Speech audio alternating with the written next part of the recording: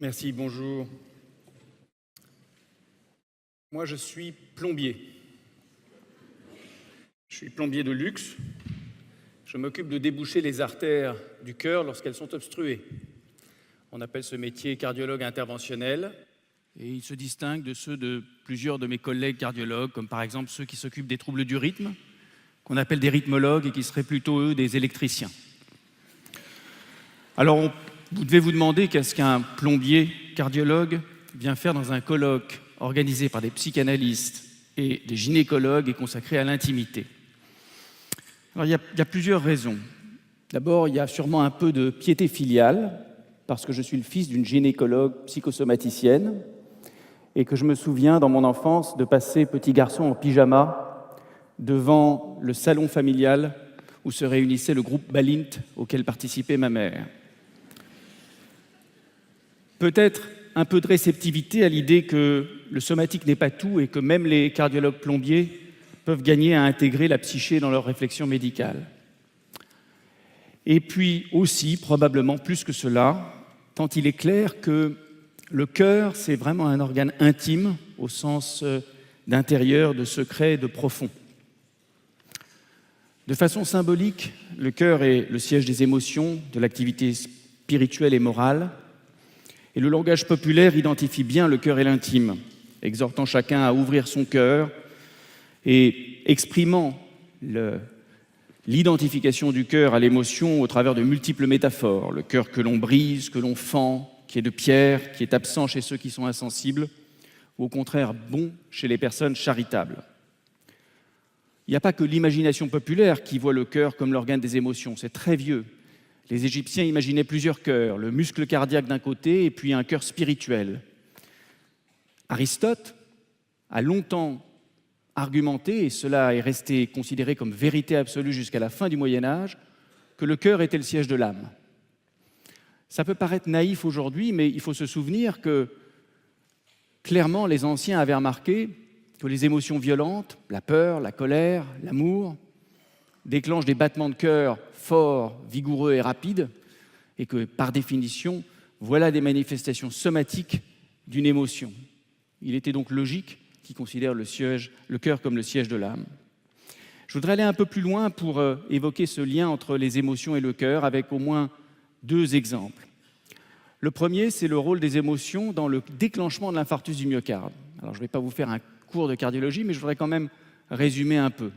L'infarctus du myocarde, c'est la première cause de mortalité au monde. On en connaît bien le mécanisme aujourd'hui, ça a longtemps été discuté. Est-ce que c'était un spasme, une thrombose, une obstruction athéromateuse ? Aujourd'hui, on sait que pour qu'il y ait un infarctus, il faut qu'il y ait l'occlusion complète et brutale d'une des artères qui irriguent le muscle cardiaque. Et comme ces artères, elles sont en couronne autour du cœur, on les appelle les artères coronaires. Cette obstruction, elle ne se fait pas au hasard. Elle se fait à l'endroit où existe, ou préexiste, une plaque d'athérome, un dépôt de graisse qui épaissit la paroi de l'artère, mais qui ne la bouge pas complètement.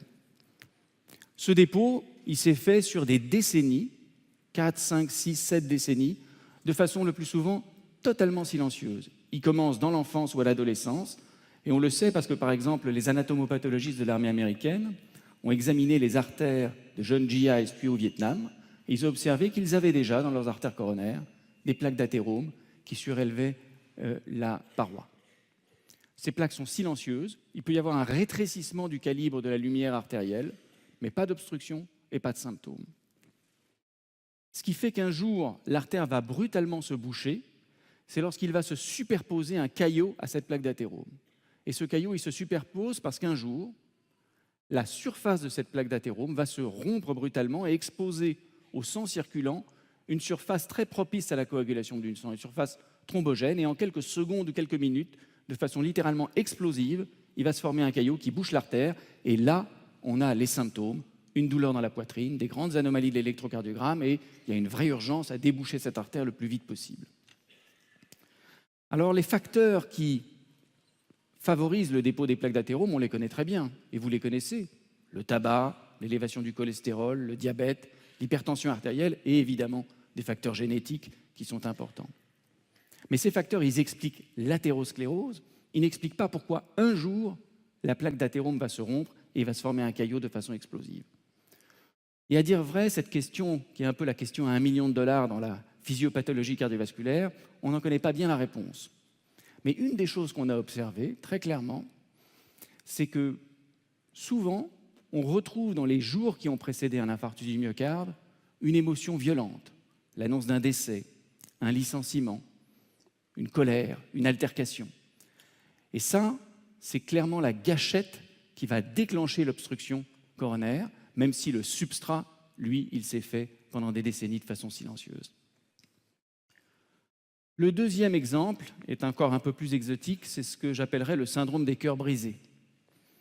Alors on sait depuis longtemps que les émotions sont un facteur de trouble du rythme cardiaque, on y revient, les anciens l'avaient déjà remarqué. Une émotion violente, tachycardie. Et chez des gens qui sont réellement cardiaques, une émotion violente peut être la gâchette qui déclenche une tachycardie parfois mortelle. Mais il y a une affection très particulière qui a été décrite il y a quelques années, qui est une affection aiguë grave et qui porte un nom un peu étrange. On appelle ça le syndrome du Takotsubo. Alors qu'est-ce que c'est que le Takotsubo ? Le Takotsubo, c'est une petite amphore qui sert aux pêcheurs japonais pour pêcher des poulpes depuis des millénaires. Alors vous devez vous demander si j'ai fumé quelque chose ce matin pour venir vous parler d'une amphore qui sert à pêcher des poulpes, mais pas du tout. Qu'est-ce que c'est que cette affection ? Eh bien, ces médecins japonais ont observé il y a une quinzaine d'années, et ils ont décrit des sujets qui avaient des émotions violentes, positives ou négatives, ça peut être une grande joie ou une grande tristesse, et qui, dans les heures qui suivent, vont développer une douleur dans la poitrine, mais lorsqu'on leur fait un électrocardiogramme, il est pratiquement normal. Si on fait des images des artères du cœur, elles sont normales, elles sont perméables, elles ne sont pas bouchées.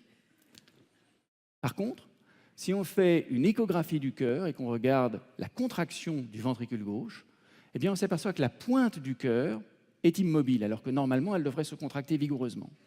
Et cet aspect de déformation de la pointe du cœur lui donne l'aspect d'une petite amphore qui sert à pêcher les poulpes, d'où le nom de Takotsubo. Ce qui est d'ailleurs assez intéressant, je me permets une incidente, c'est que jusqu'à ce que cette affection soit décrite au début des années 2000, des gens avaient des syndromes de Takotsubo, simplement on ne savait pas ce que c'était. On appelait ça des infarctus du myocarde à coronaire normal. C'était une affection considérée comme exceptionnelle, on n'en comprenait pas bien le mécanisme. À dire vrai, on n'en comprend toujours pas bien le mécanisme d'ailleurs du Takotsubo, ni son traitement aujourd'hui. Mais on disait c'est très rare. Depuis qu'on a conceptualisé le syndrome, on en voit partout. Autrement dit, le fait de nommer, de conceptualiser le syndrome, le fait reconnaître. Les mêmes patients existaient auparavant, mais ils étaient littéralement invisibles pour les soignants.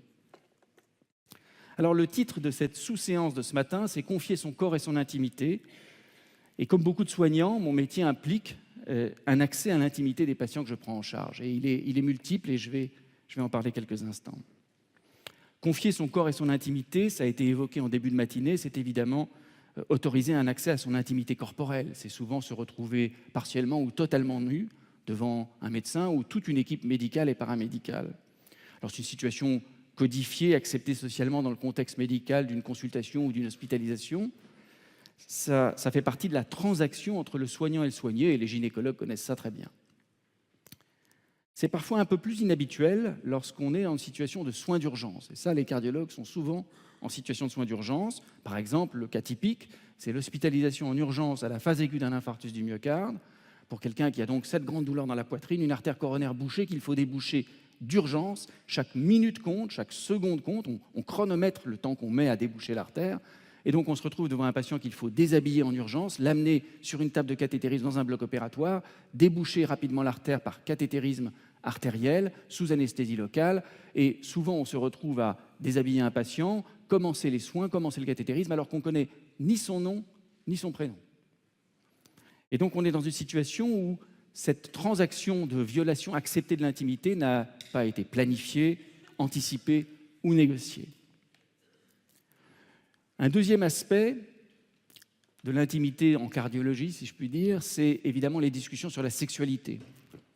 Alors, la reprise d'une activité sexuelle après un infarctus du myocarde, c'est probablement le grand sujet. Et paradoxalement, c'est un sujet qui est finalement assez peu abordé par les soignants avec les patients, alors que c'est un grand sujet d'angoisse pour les patients. Quand on interroge, et il y a des études sur les questionnaires des patients qui sont survivants d'un infarctus du myocarde, heureusement aujourd'hui c'est l'immense majorité, 96%, eh bien on observe que chez les hommes, mais aussi chez les femmes, et même plus fréquemment chez les femmes, 60% chez les femmes, 45% chez les hommes, il y a une problématique de l'angoisse de la reprise d'une activité sexuelle post-infarctus du myocarde.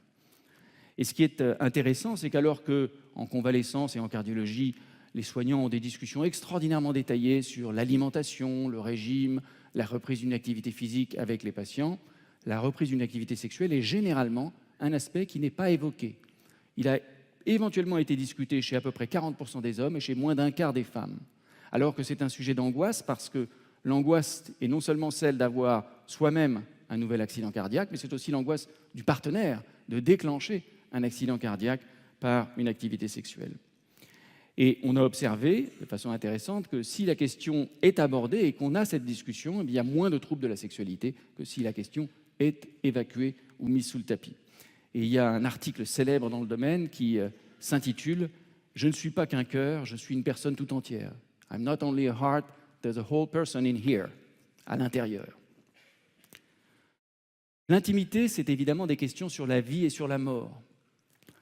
Ça peut être le souhait d'un patient ou d'une patiente de dissimuler à son entourage un pronostic particulièrement grave. C'est très souvent une discussion sur le risque de mort cardiaque. Et c'est un sujet intéressant parce que la mort cardiaque, d'abord, souvent les patients ont l'impression que s'ils arrêtent leur traitement, ils vont avoir un accident mortel et que ça va être blanc-noir. Dans les jours, les semaines qui suivent, ils vont être morts et ça va être réglé. Évidemment, c'est beaucoup plus imprévisible que cela et l'immense majorité de ceux qui arrêtent leur traitement, heureusement, ne font pas un accident. Et ce qui est paradoxal, c'est que cette mort cardiaque que le cardiologue veut absolument éviter, non seulement elle n'est pas redoutée, mais parfois elle est même considérée comme désirable par les patients. Parce qu'ils se disent c'est une mort subite, brutale, finalement relativement indolore, on n'a pas le temps de souffrir. L'idéal, ce serait même de s'endormir dans son sommeil, s'endormir et ne pas se réveiller, une mort subite nocturne. Un patient me disait c'est une mort propre. Et s'il y a bien une chose qui est intime, c'est le souhait que nous avons tous de pouvoir choisir le moment et les modalités de notre propre mort. Malheureusement, nous savons que nous ne pouvons pas choisir.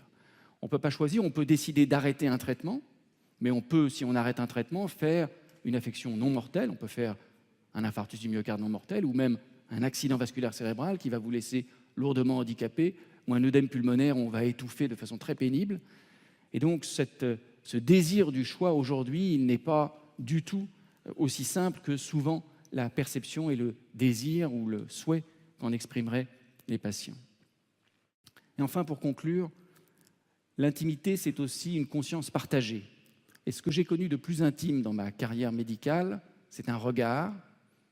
C'est le regard d'un patient qui avait fait un arrêt cardiaque et chez qui l'équipe médicale et paramédicale avait entrepris les manœuvres de réanimation et donc un massage cardiaque, et qui, sous l'effet du massage, reprenait connaissance.